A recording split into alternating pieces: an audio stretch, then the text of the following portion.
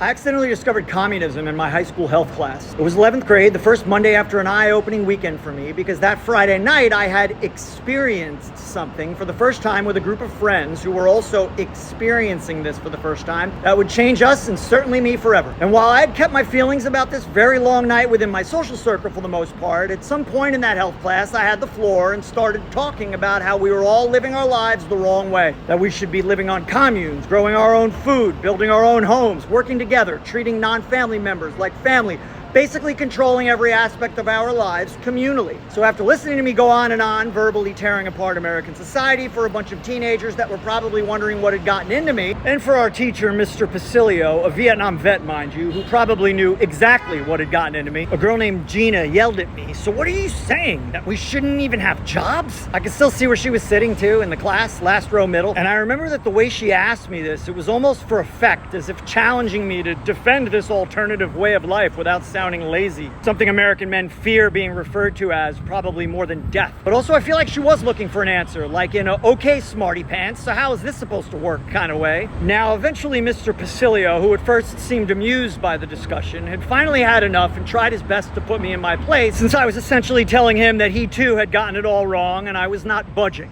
He asked me if I realized the connection between the word commune and communism, and while him saying that may have drawn a reaction from the rest of the class, I didn't flinch. He then said in a very "I'm the teacher and you're wrong" kind of way that the things I was saying sounded pretty communist to him. Again, this guy fought in Vietnam, but now I had a whole bunch of other questions, but they certainly weren't questions for him. Anyway, I remember leaving class very tense after really digging my heels in over this, feeling like while I didn't know how to implement such a society, I knew that if everyone had had the kind of weekend I did, they'd all be on the same page too. I guess that would explain the whole urban legend about ever being caught having such a night by law enforcement resulted in a charge of conspiracy to overthrow the government and a long prison sentence.